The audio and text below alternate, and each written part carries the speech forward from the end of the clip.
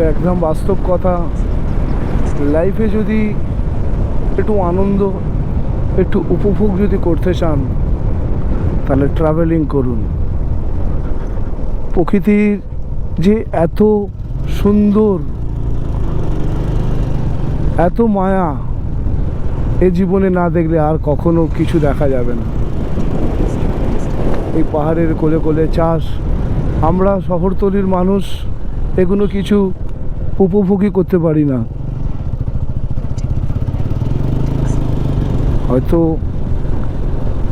এখানে সেই রকম ট্রান্সপোর্টেশন নেই, কষ্টে, কিন্তু যেটা এখানকার মানুষরা অনুভব করতে পারে এই পাহাড়ে, সেটা হলো এদের দু হাত ভরে পাহাড়ের এদেরকে ভালোবাসা দেয়। এদের হয়তো জীবন কষ্ট আছে, কিন্তু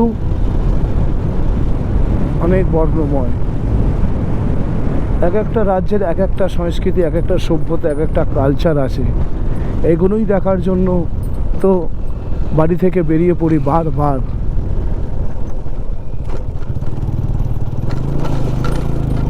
তাই বলি, যদি জীবনটাকে একটু উপভোগ করতে চান, লাইফে সবারই হাত টানাটানি, খরচ সব কিছু থাকবে, কিন্তু ইচ্ছা থাকলে তারপরেও একটু সময় বের করে আস্তে আস্তে অল্প অল্প করে পয়সা জমিয়ে ঘুরতে আসা যেতে পারে। এই আনন্দটা উপভোগ করুন। এই সবুজ ঘেরা পাহাড়ের কোলে নিঃশ্বাসও যেন জানান দিচ্ছে যে হ্যাঁ, এখানে তুমি প্রকৃতির কোলে রয়েছো। সত্যি কথা বলতে এগুলো দারুণ উপভোগ করি।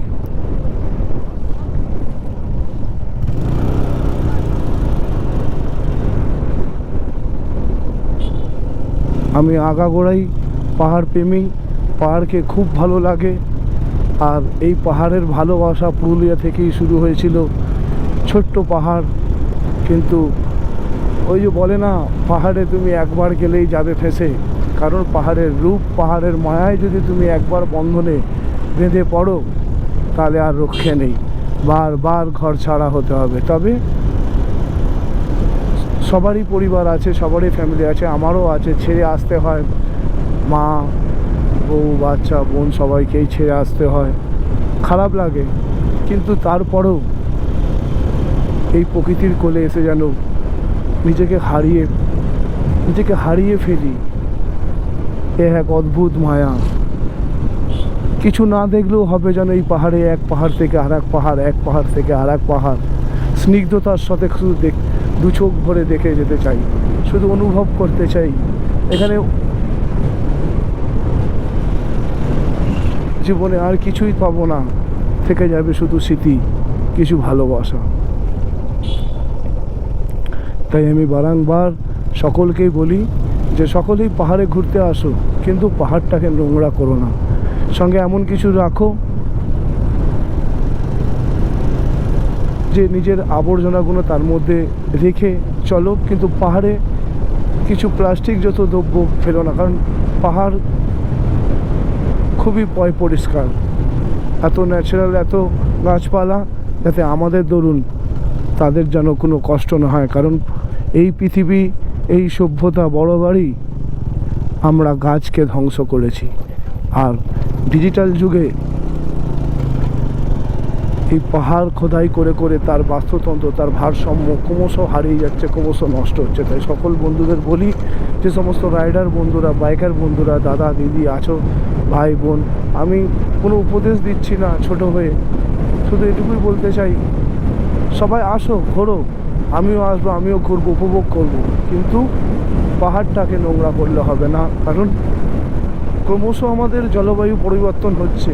তো আজ যদি আমরা না নিজেরা সচেতন হই, আগামী দিন ধ্বংস হয়ে যাবে।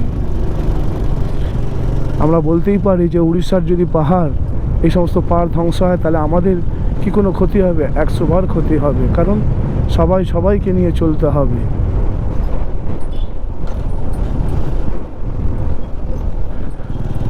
আমরা সচেতন যদি না হই, পরের প্রজন্মকে আমরা সচেতন করতে পারবো না। কারণ যা সৃষ্টি হয় তা ধ্বংস হয়, পৃথিবী একদিন ধ্বংস ঠিকই হয়ে যাবে, কিন্তু যাতে আমাদের দোষে না হয়।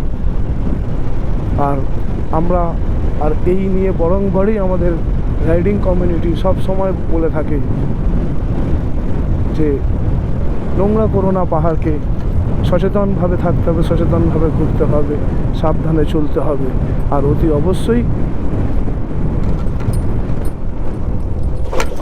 রাইডিং গিয়ার ইউজ করতে হবে নিজের সেফটির জন্য। কিছু কিছু জায়গায় এরকম উঁচু নিচু রাস্তা আছে, বাকি 90% রাস্তায় এখনও পর্যন্ত যেরকম চললাম এই উড়িষ্যার এই গ্রাম বাংলায় ভালোই রাস্তা।